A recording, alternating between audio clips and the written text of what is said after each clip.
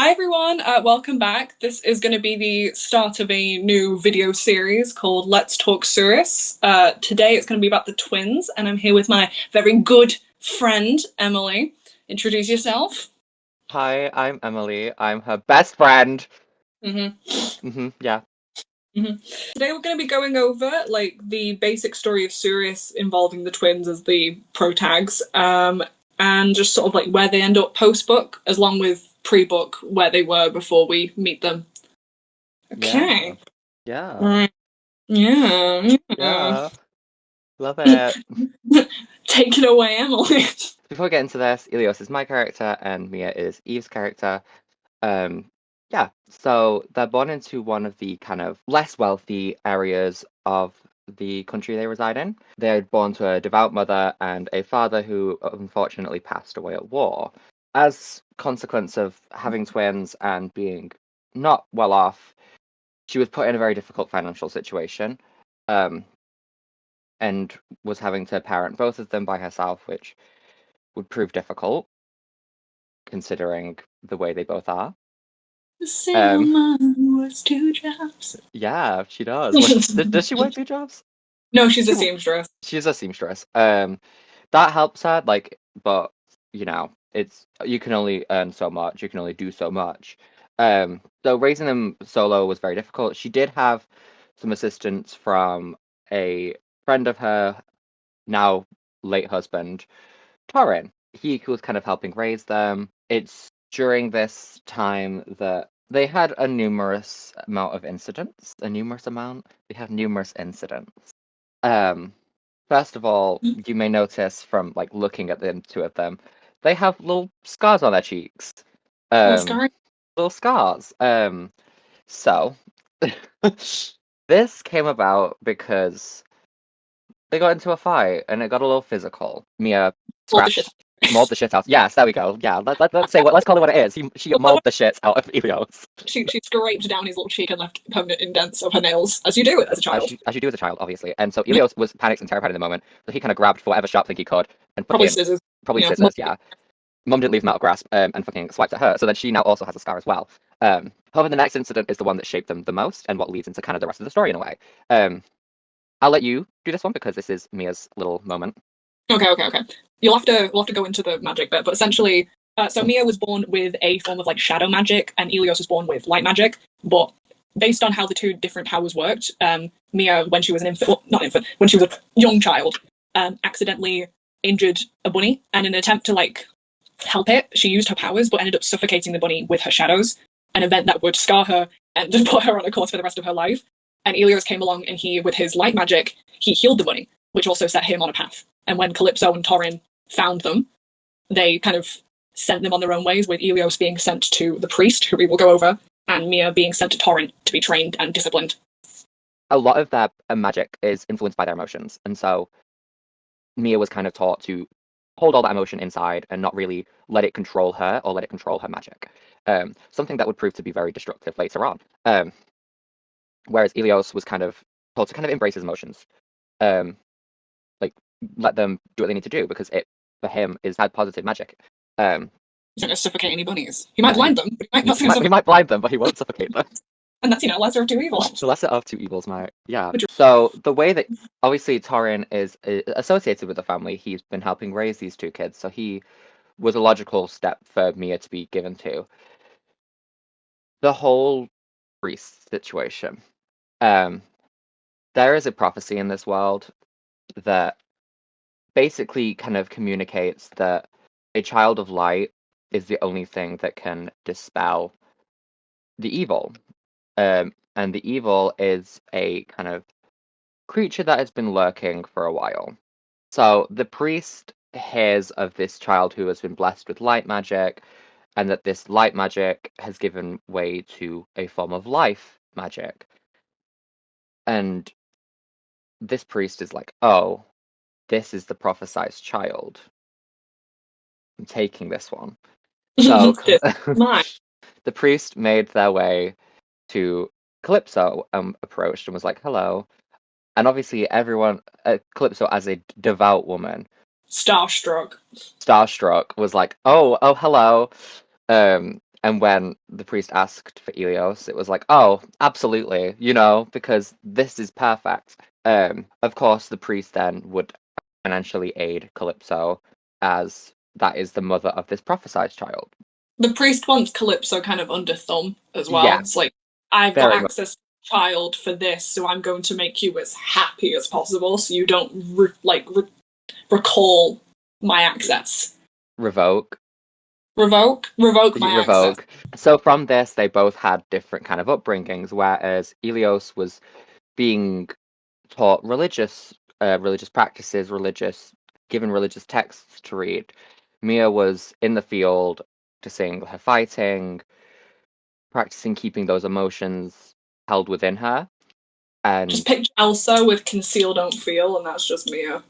very much they were both homeschooled. They weren't put into like regular education. Yeah, they were. Yeah, They were. respective homeschooling. One's in like a church, and the other one's in like an academy. Yeah. Or not Um, really, kind of like back garden training. yeah. Back garden training.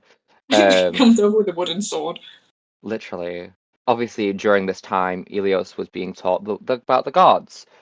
Something we will obviously get into probably at a later date Yeah, because it's a whole pantheon.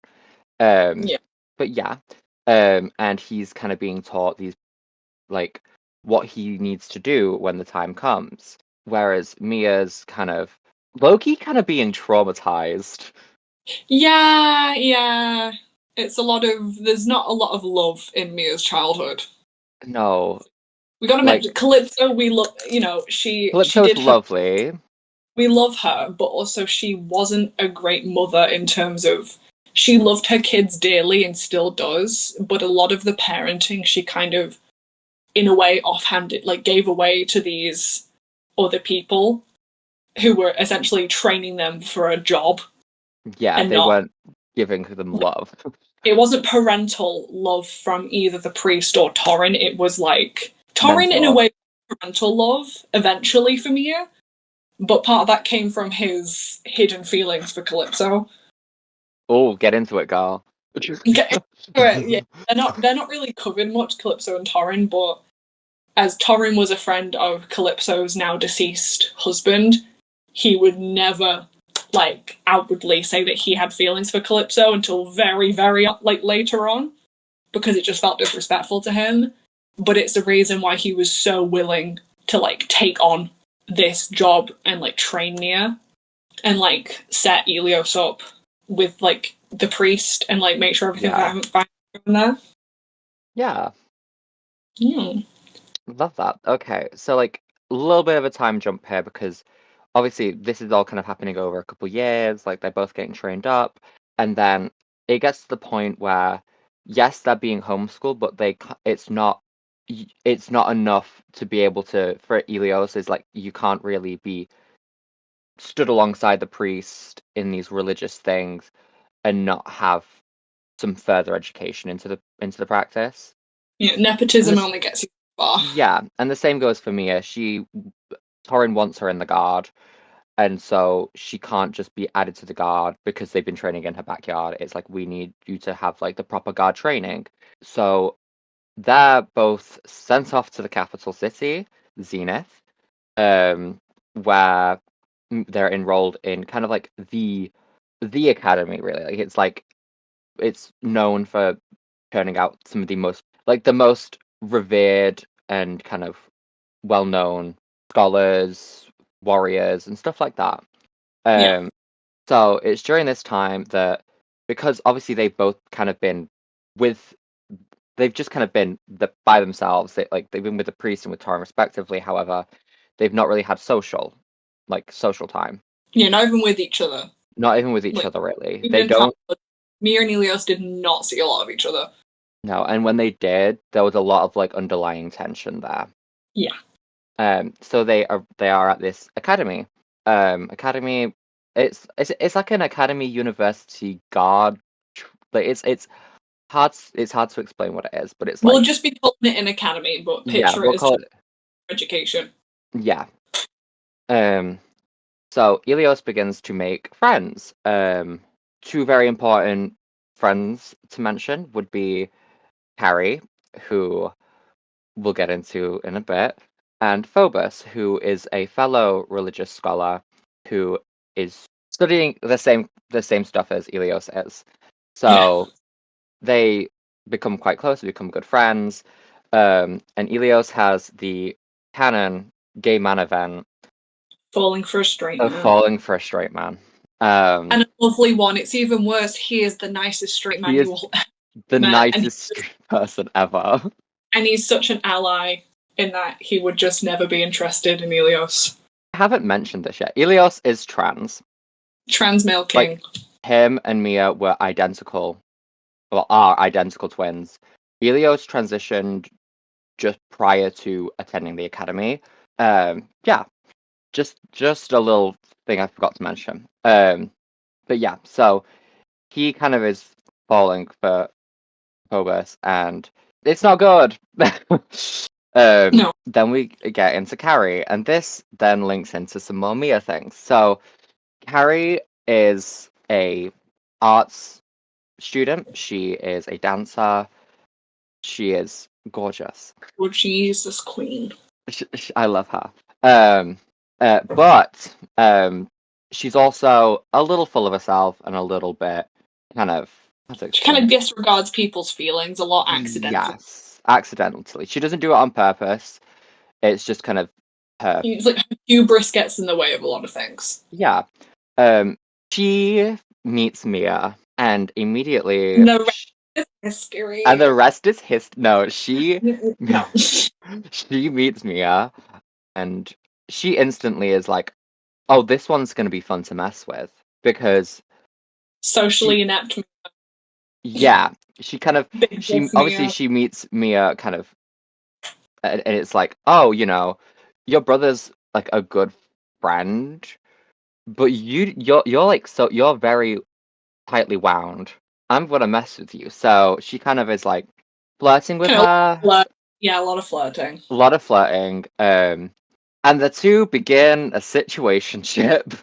You know, that Euro situationship where one of them kind of falls in love with the other, and then the other one doesn't want to admit that love is there. So it ends up with a messy breakup of Mia wanting to have something more with Carrie, but Carrie being scared of her own feelings and dropping out of university.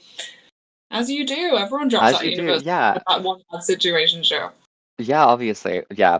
Definitely not the only, definitely the only reason she dropped out. There's no Yeah, underlying there's family no issues underlying. there. Yeah, there's like exactly like it was a one thing in a big series of things that made her drop out. No, it was definitely just a No, it was situation. definitely just the fact that she didn't want to admit any feelings for Mia.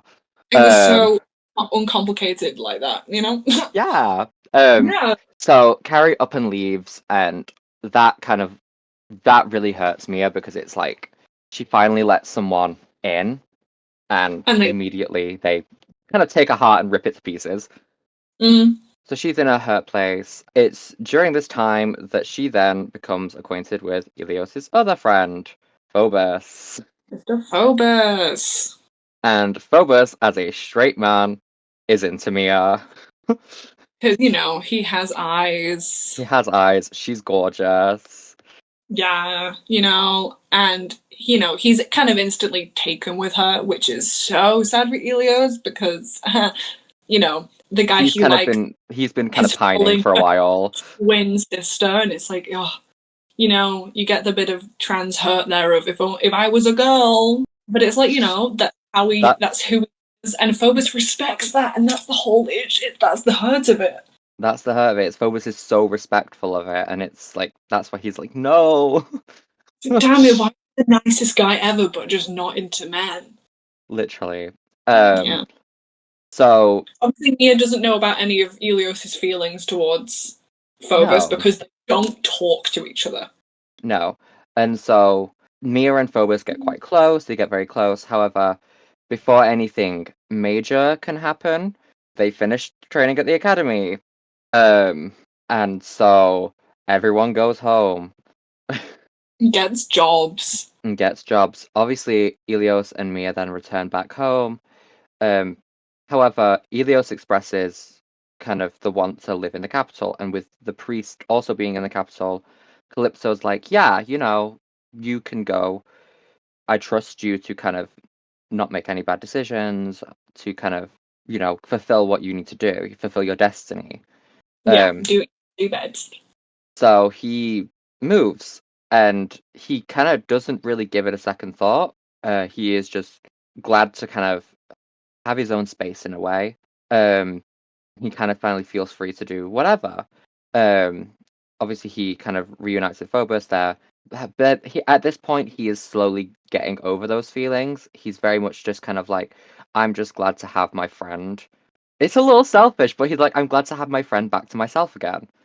Because I Don't have think, to pine over my sister. yeah, little did he know, Phobos is missing Mia because they got really close. And like obviously if Elios hadn't come back as well, he would have missed him. Maybe not as much, but like he sort of missed him because that's his best friend. Yeah, he's Um, a friend guy. He loves friends. but Elios is there and Mia's not, so he's kind of asking after Mia, and Elios is kind of being like, oh great. So I can't get away from this. I love that.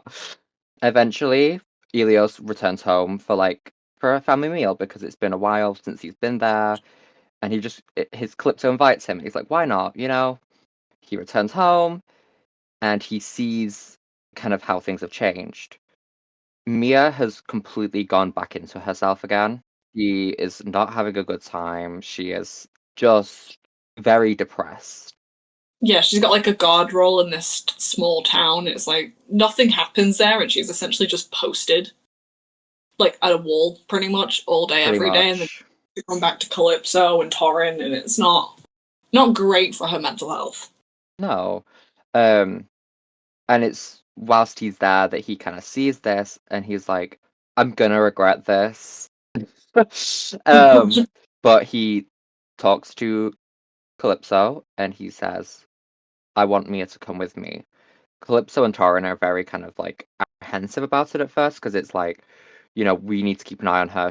What if something happens with her magic? Ilios kind of is like, I will report back to you if anything happens. I'll keep you updated on everything that she's gonna, anything that she does, just so you're aware of kind of like what's going on.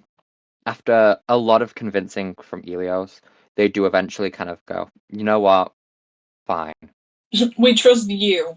Torin transfers her to a branch of the guard inside of the capital. And then, yeah, so Mia goes to the capital with Ilios. Mia's mindset going into this is very much like, oh, this is pity. Oh, Yeah, you, like oh, you're just watching me. you felt bad.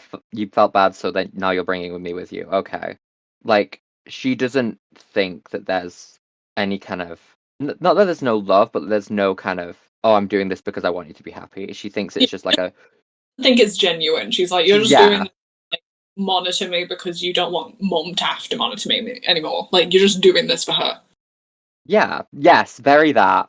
which is not why he did it. Not why he did it. He did it because he cares for his sister. Um, and seeing her so kind of depressed Sad. really kind of Yeah. hurt. But these two are so detached from each other emotionally. Like anything you hear about like a twin bond where it's like they have like a telepathic thing, it's like these Oh two don't have no. Oh do no. not like they don't have it. Like these are the most detached twins If you they will. didn't look identical, you would not think that they were related. You like they were distant cousins or something. Yeah. Like, oh, you guys don't know each other, and they don't. They don't really know each other. They've not had the chance to know each other. No. So Mia moves in with Ilios, and it's during this time that obviously Mia and Phobos have kind of like a little reuniting, and they become a couple.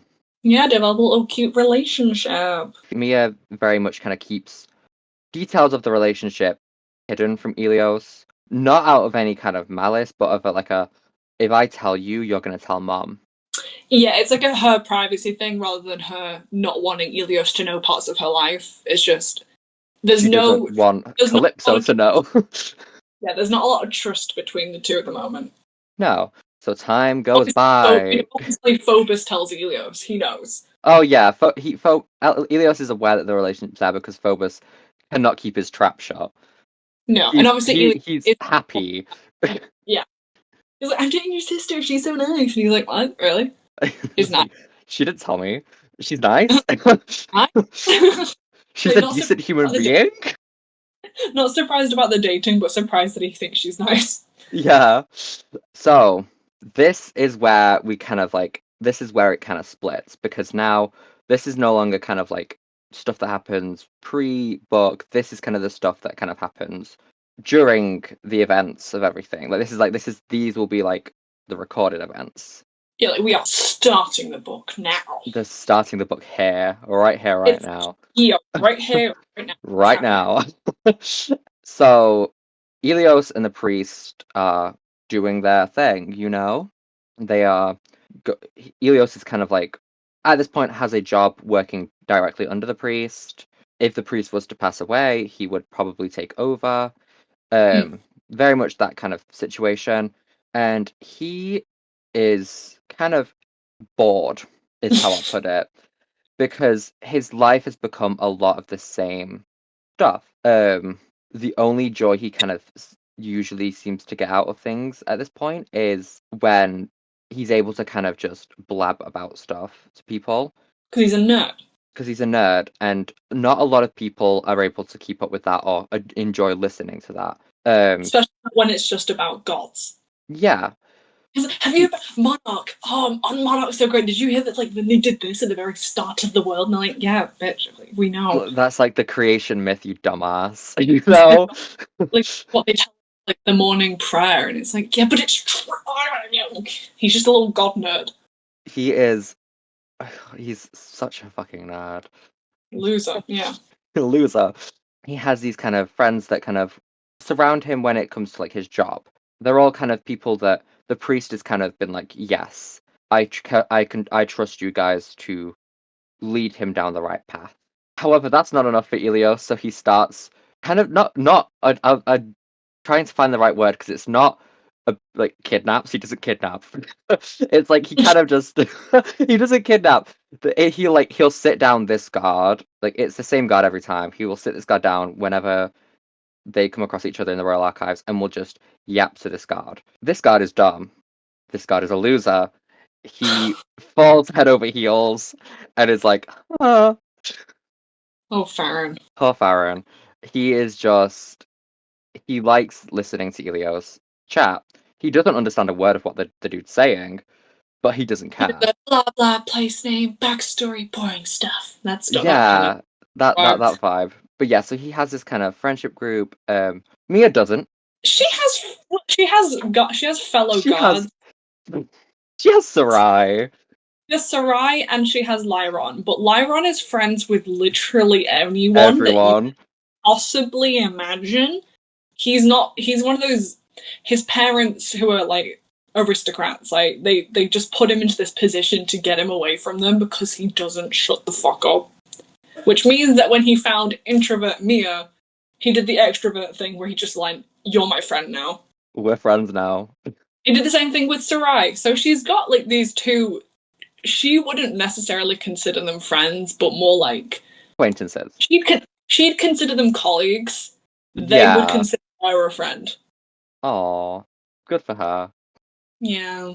But yeah, so the moment for this prophecy, like this prophecy's slowly starting to come to fruition. Elios is being more trained with like his light magic and the life that can kind of come from that magic. However, In Bovis is the starting to see cracks in the story that the priest is telling, and he's starting to kind of put pieces together and realize that this guy might not be what he says he is. Because mind you, they're scholars. They've read almost any book that you can imagine, and he's seeing things that like the priest is saying that just doesn't match up with the ancient scriptures. Which is He's like, wait, weird, you know. You would question it as well. yeah, like you're meant to be the voice of the gods, so why are you saying these vaguely off-track things that have a sort of sinister undertone? And we should make mention that Mia hates the priest Oh and has yeah, I was very about early yeah. age. She's never Because liked him.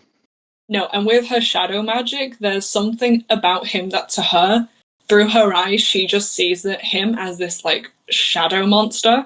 It's like any time that she tried to bring it up to like Calypso or Torin, they would just like brush it off as her being still traumatized from like killing that rabbit. Yeah. But like she sees the priest as this monster, and anytime like if she tried to talk to Elios about it in their young stages, he'd be like, "No, like you're wrong," and it just pushed her further and further away from him because she was like, "You don't believe me, but I know this dude is like not right." Bad news.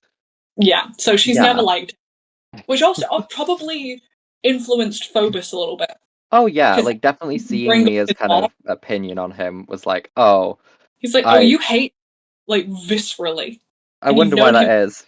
He's like something, yeah, and he's like, actually, yeah, this doesn't add up. Yeah, so he is kind of putting pieces together. He realizes something's not right. So Phobos kind of scrounges up these ancient kind of notes as well as this book, which is written in the gods' language that kind of talks of prophecies and things of that nature. He basically takes all of these things from the royal archives, gives them to Elios, and says, "You need to go." Boy, run. I think the way that Phobos phrases it though is it's like, "Oh, the priest has told me you need to go." Like he Yeah, knows because that if he knows this dude would never leave. he knows that if he says you need to take this, like I need you to take this and go, he's not gonna go because the priest hasn't told him. Like he has been conditioned to like Yeah, that. so Phobos essentially manipulates him and is like, The the priest has priest told said you you need to you go. need to do your mission. The prophecy is happening. You need to go now." Yeah, And so he goes. He takes the bare minimum to survive in the wilderness, and he goes because and he's he an idiot. goes. Um, Street don't exist with Helios. Very book smart, but street smart? God, no. oh girl, the furthest thing from street smart, if that's even Doesn't even bring possible. a yeah, doesn't even bring like a tent. Just No, he takes money. He's fully he's like, I'm gonna be in inns the entire time. Do you have the money to be in inns the entire time, Elios? No, no, you don't. he does now, but he doesn't reflect on his growing up in poverty. He just kind of goes, "Oh well, I have money now, so like I'm just gonna spend on ins." He has no money consciousness like you would No, expect who grew up poor to be, because he's just been so sheltered his entire life post that incident. absolutely. Yeah. So he goes. Um, however, Phobos has found out. He has found out like the what he has done was picked up on by people close to the priest. He heard about it, and Phobos is then put on trial For treason. for treason against the kingdom, and he is found guilty. He is then executed. Publicly, we'll have Publicly a public. executed. Because mind you, we're sort of the timeline, like picturing a time period. It's sort of medieval Renaissance, like that. It's Yeah. not like day technology. It is like I kind of see it as almost kind of like a Roman Greek kind of yeah, civilization. very bare minimum technology, but there is a lot of smart minds that have these Yeah. innovations. But it's like public executions still very much like a thing that just happens. Yeah. And so Mia was told there was a public execution. She wasn't told who. She obviously has to attend as the guard. See her boyfriend getting his head And lobbed off. yep. And so that's traumatizing. However, there's so much going through her head at this point, and she is so kind of overwhelmed by everything that she doesn't show her emotion on her face. Yeah, she doesn't react. Like his head hits the floor and she doesn't even flinch. It's stone cold expression. And for Nefel, that was his sister, she is just kind of haunted by that expression because she thought that if anyone was like gonna be as destroyed as her about this, it would be Mia. And the fact that Mia did not even respond terrifies her. Yeah, so she yells at her and Mia swiftly goes away. Just to Mia kind of like be, returns. yeah, Oh yeah, by Mia Torin. returns home. Yeah, Mia returns home, and Elios is not there. Yeah. She doesn't think too much of it at first, but then it starts to get darker, and she realizes, where the fuck's he gone? Yeah, like Phobos, his best friend got executed today. Like, where is he? Where is he? It's late that night that Torin kind of turns up at Mia's door and is like, "Hey, you need to go find your brother. You need to make sure that he's safe. You need to get him. He's like, You, you something's bad There's been like something bad has been brewing for a long time, and now that you're like he's gone, I fear that it is happening. She's like, what's happening? He's like, I can't discuss, I can't tell you right now, but like, you were right. And she's like, what? What? She's like, what? Like, I'm sorry, I didn't believe about the priest. And she's like, what? What do you Okay, well, mean? you gotta go. Like, you need to go now. You need to pack things and go find Elios. And she's like, okay, what?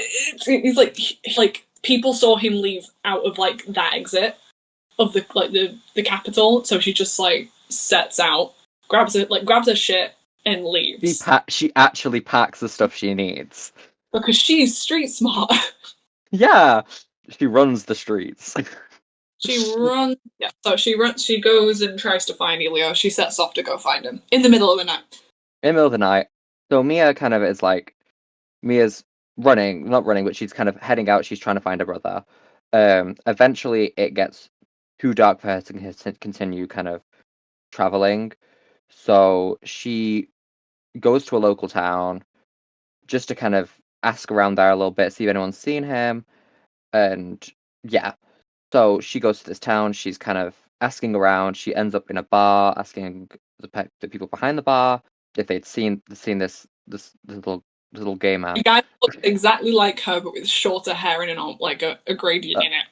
Yeah, it's while she's asking at this bar that a very drunken man stumbles over to her and is like, "I know someone who can help you find that person." I can solve your problems. And Mia's like, "I don't trust you. You're drunk. Go away, man. Go away, drunken man." And this drunken man doesn't. Is like, "No, no, really, I can help you. Trust me." She's like, oh, no, stupid. No, that's stupid.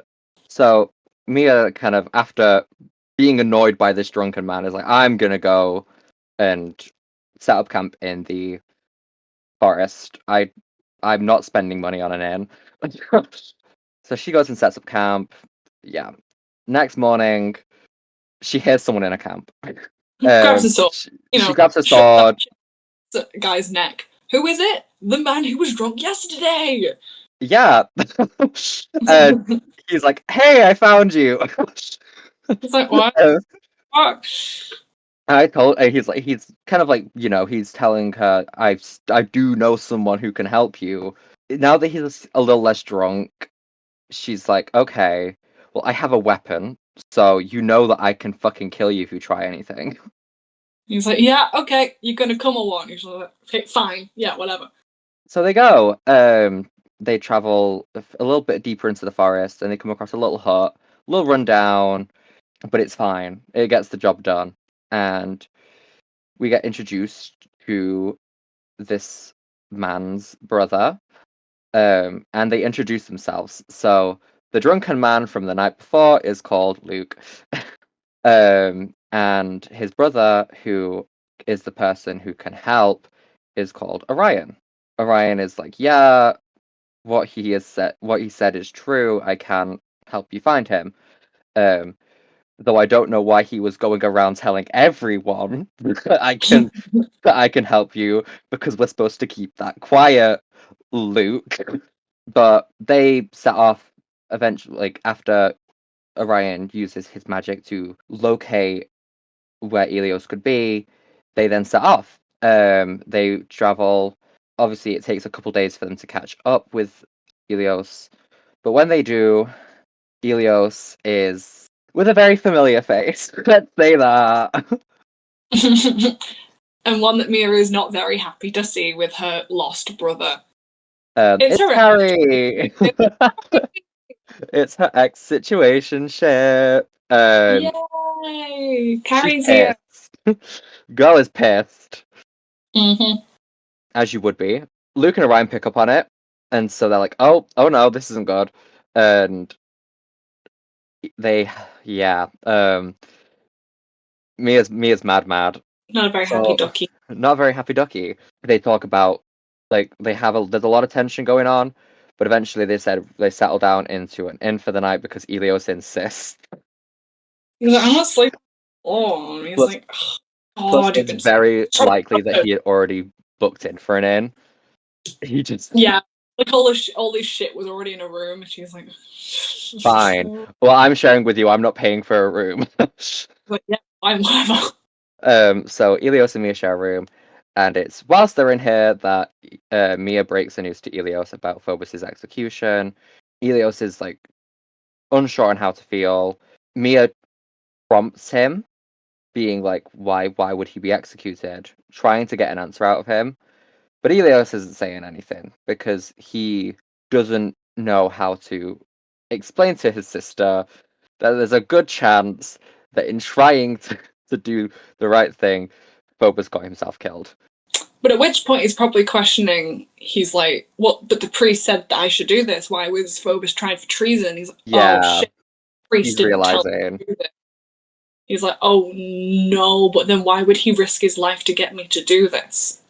Yeah, so he feels like as a dying wish, he kind of needs to continue on with this journey, but it doesn't make him feel any better because it's like a thing of he's now actively going against the priest, the person who raised him and has kind of Set him been, up in life. yeah, but they continue their journey. They continue traveling. Ilios starts to be plagued by nightmares. Not good. Dude ain't sleeping, but it's fine. As they travel, Mia and Ilios they don't become closer, but they start to they communicate more. Yeah, after she gets a straight answer him about what the fuck the book is that he's been carrying, he's like, well, Orion said it was like not Orion. Phobos said it was like my prophecy, but it's like I need to. I haven't. He didn't translate all of it, and she's like, well, you are going to translate all of it, and I am going to train you because you are weak as shit, and I have a really bad feeling about this. If something happens, you need to be able to fight. Yeah. And we should also mention that like Luke and Orion, despite sort of only being there for hire initially, kind of did get a little bit attached to Mia. One, they were like going to find Ilios to the point where they did find him and they saw how much of a mess the situation was. And was like, oh, Luke we need to stay around. he was like, "Hey Orion, how would you feel about tagging along with this really strange group?" He's like, Sure, why not? We've got nothing else to do. "What? Like, what could possibly go wrong? You know, Everything. everything." It's also during this journey that Ilios becomes quite close with Orion. And Mia, who originally was kind of like Orion as that kind of one person that she can kind of trust not to be easily influenced. However, guy's got a bit of a crush going on. So he does kind of just end up following Ilios around when Ilios gets distracted. Yeah, and Carrie at this point, well, both Carrie and Luke have made a bit of a point of flirting with Mia.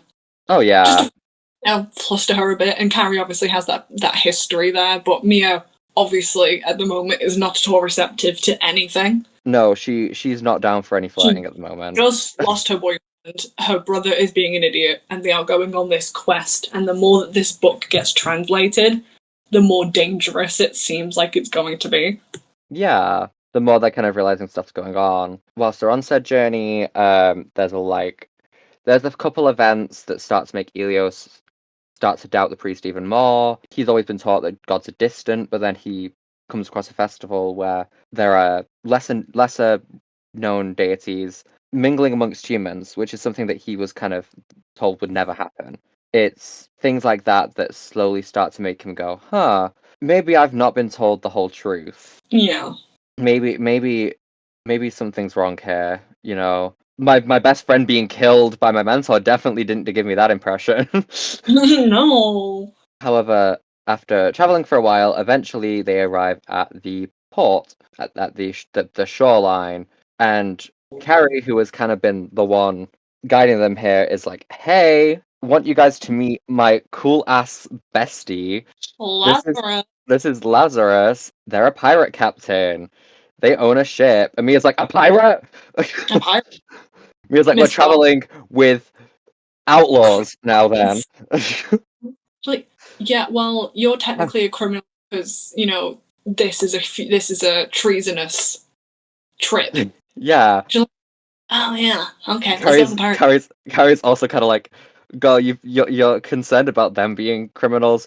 I am part of this pirate crew. You have been traveling with a criminal this entire time.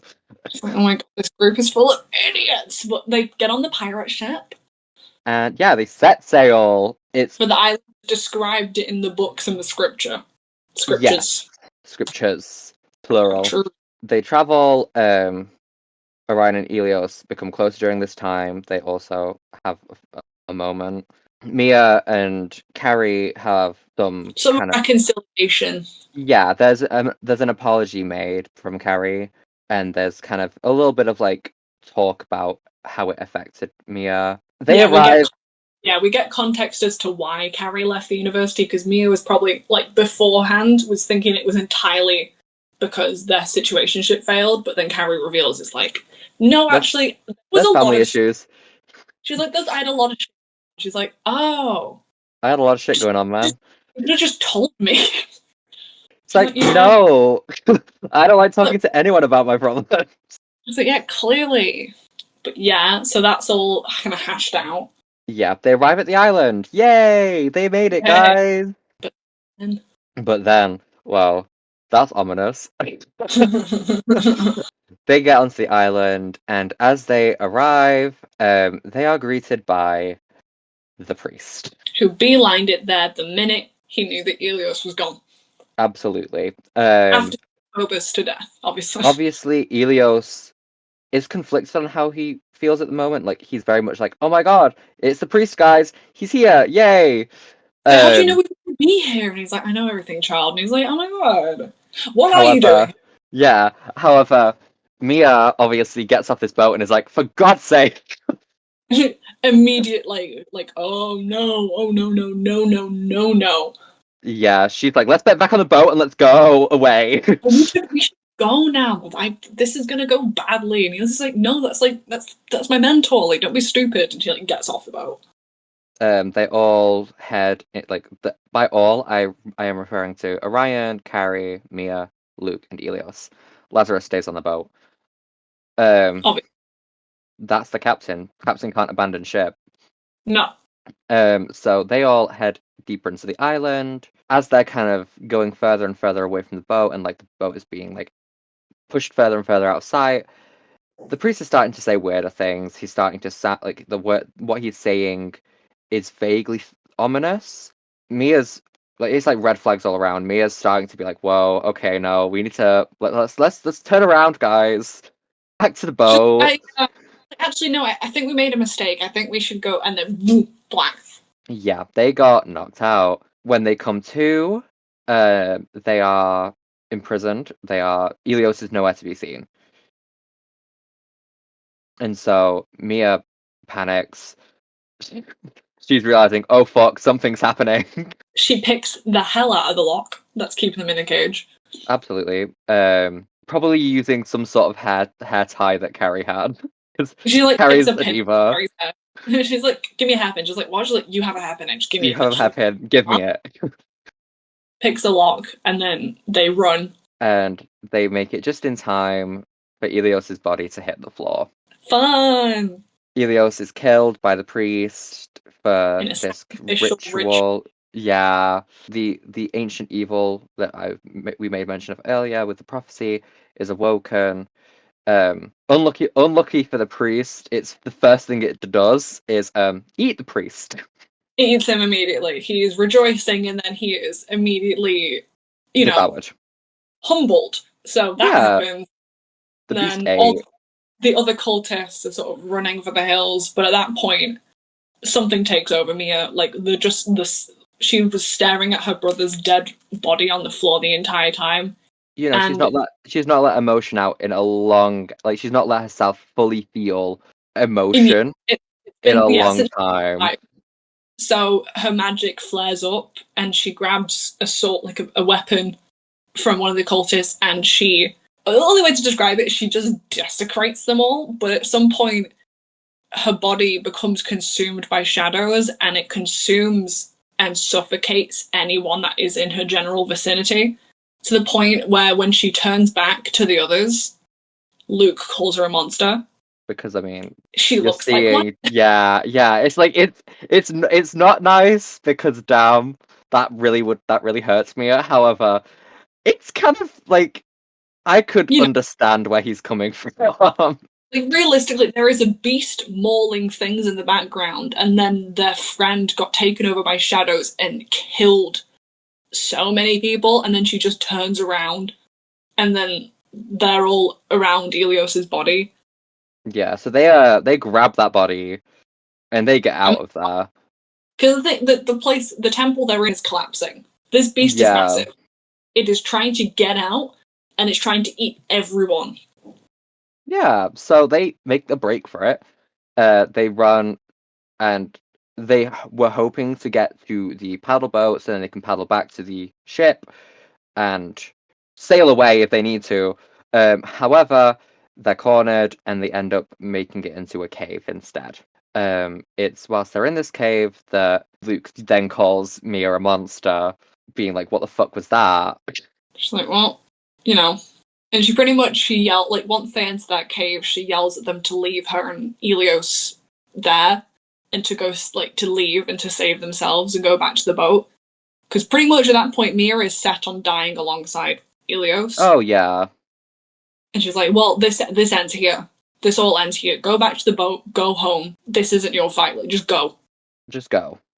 So that they all leave, and Mia is just sat alone in this cave with her brother's dead body. Yep, that's gotta hurt, man. Bless her heart.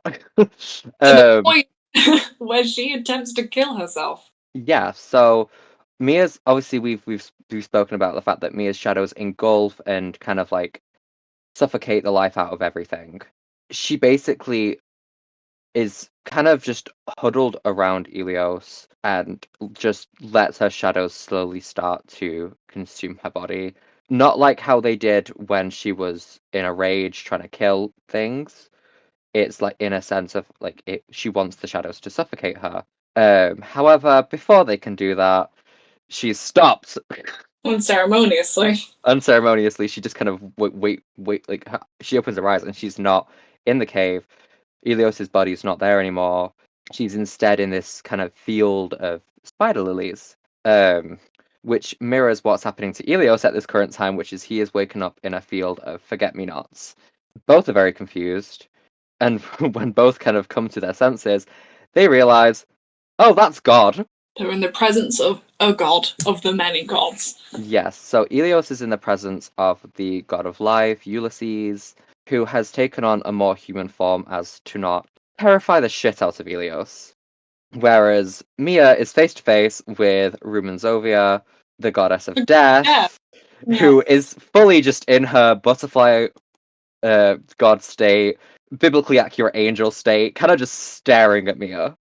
Uncanny, terrifying, but Rumanzovia does not give a shit. She is like, yeah, she doesn't give a shit. She does not care. She's like, you tried to fucking die. No. None of this went how it was meant to go. This is all wrong. I mean, it's like, what do you mean this is all wrong? It's what happened. She's like, this wasn't This isn't the course of events. this wasn't meant to happen. This is all like it's been done the wrong way. She's like, what the fuck does the way you're gonna speak in English? What does that mean? Elios is getting more straight answers than Mia is. Yeah.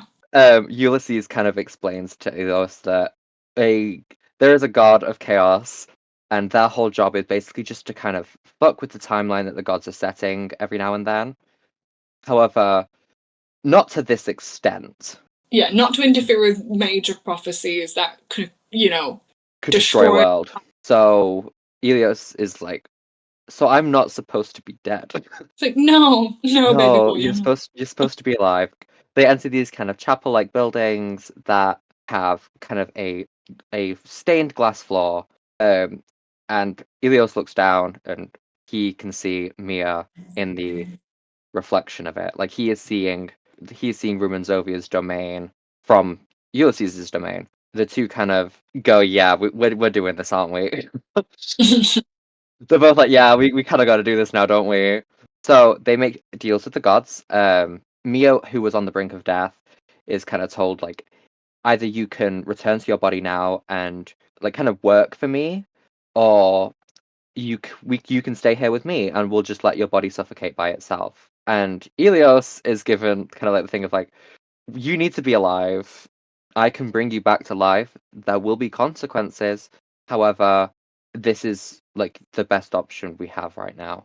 Elias is very much given the very much softer option. Yeah, they're different gods in that respect. Yeah, so the to come back to their bodies, like Mia wakes up and she immediately kind of realizes Elios isn't in. Like, I'm not holding Elios anymore. Where is he? She looks around. He's looking down at a puddle inside of the cave and just kind of looking at himself because Elios's body is broken. Humans, mortals, aren't supposed to be revived once they die. Their bodies aren't supposed to be reanimated. And so his body isn't able to contain the magic that is the god sense in a way that is keeping his body alive. And so there are cracks in his skin where you can see like gold coming through. It's very, you've said it before, it's like kintsugi. I think that's the word.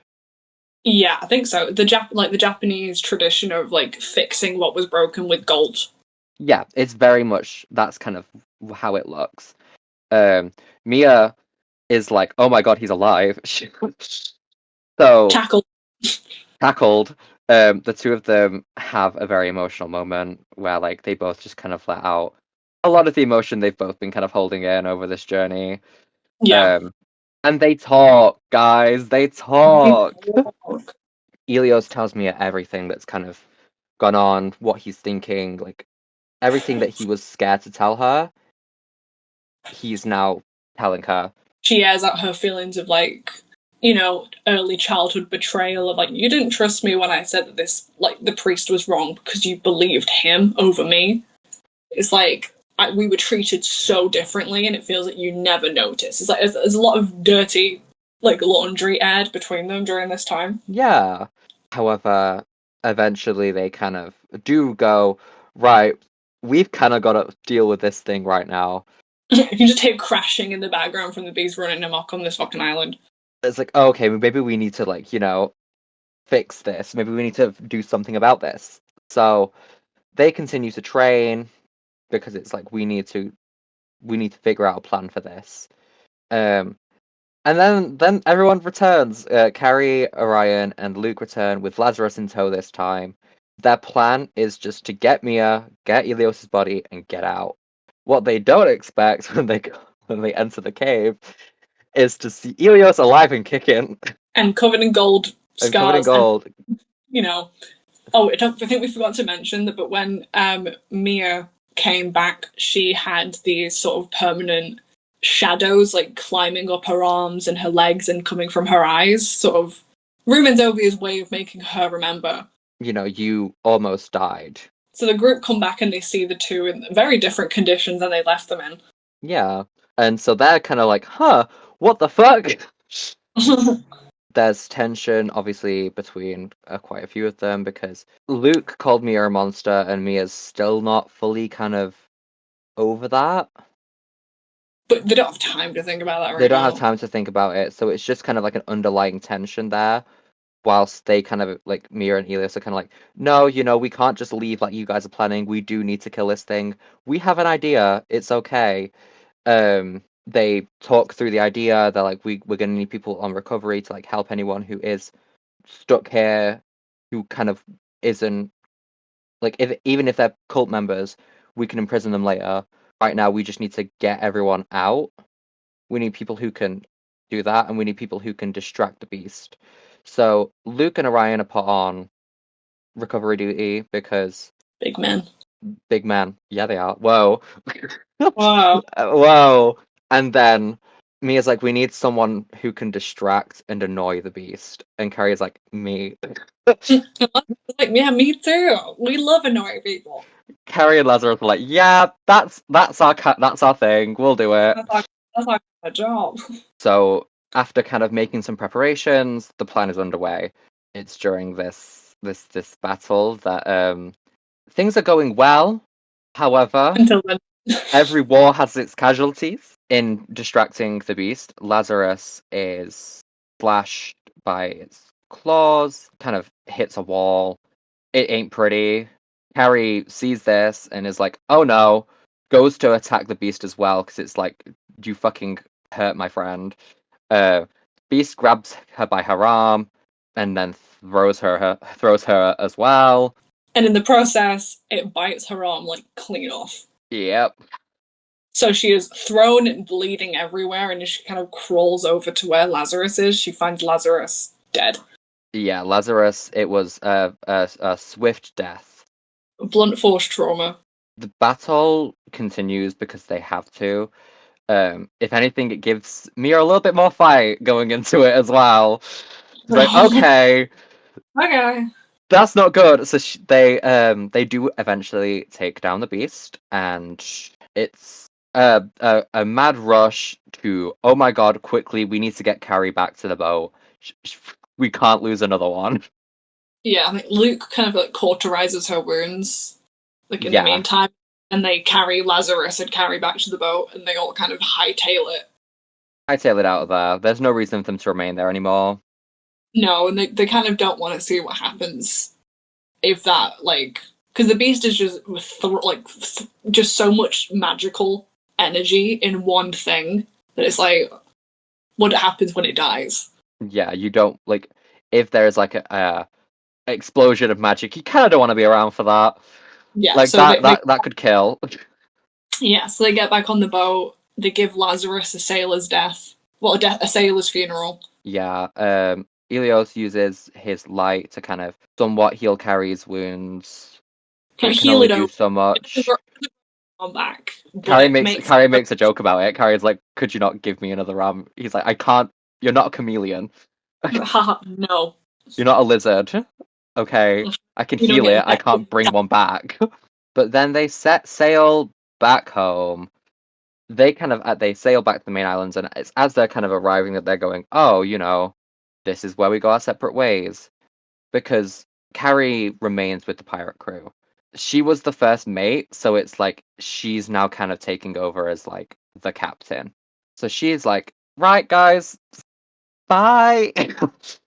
So, um, you guys could always just like join the pirate crew. Like don't leave. Luke and Orion are like, "Yeah, we'll do it. You know what? Why not? It's been We fun." Yeah, like we were travelers anyway. We don't really want to go back to that rusted old hot, Yeah, like we'll go get our things, and then and we'll go back. then we'll be back. And Carrie's like, "That's perfect. My Well, friends are joining me, guys." she's like um, to me or Nelia, she's like, you guys could like join too. And I have like lives back in the capital, but like, we make a great team. And they're Ilios like, and Mia are in a very kind of like awkward spot because neither of them want to go home. Neither of them want to go back to the capital. However, they kind of, it's like that neither of them know how to voice it to the other. So they're just kind of both under the assumption of they want to go back, so we should go back. yeah. So they kind of travel back. Orion, Luke, Ilios, and Mia all kind of travel back the way they came. A little bit of an emotional goodbye when they get to Orion and Luke's house, because it's very much like for them, it's like, we're gonna get our stuff and then we're gonna head out. So you Never guys, see you see you never. guys whenever. And it's as they're kind of like, they say their goodbyes. It's as they're kind of walking back to the capital then that it's very much apparent they're both walking really slowly. It's like, we don't want to go back. Yeah. They're dragging their feet. Eventually they do return home though, because they kind of have to. They do so late at night because it's very much a situation of, we don't want people to see us right now. We don't Yeah, look and even right. subconsciously, they're kind of like, maybe if no one sees us, then we don't have to stay. Yeah. So it's very much kind of like a, let's just not be seen. So they wait till it's dark and then they return to their house. They're kind of walking around, and it's whilst they're doing that that they kind of go, this doesn't feel right. They're starting to develop that like twin connection because they kind of just look at each other like, do you Yeah. want to stay? And like, no, do you? No. So they They get don't. their stuff. They leave like a note. they disembark. They give it a couple days because they want to kind of make sure they have everything they need. They remain in their house this entire time. They don't leave the house. It's just a lot of like making sure they have all their stuff, and then they disembark. They head back to the shore, which obviously also takes another couple days. However, they arrive just in time because Carrie was just about to set sail again. They bump into Carrie in the streets of this little seaside town. And Carrie's like, "Oh, so you did come back." Thank God.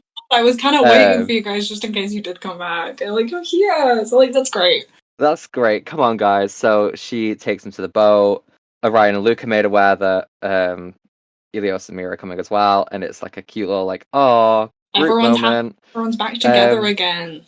yeah, they get on the boat and they become They set pirates. sail and they become pirates. Now Part they're of that. free and sailing the sea with their friends and found family.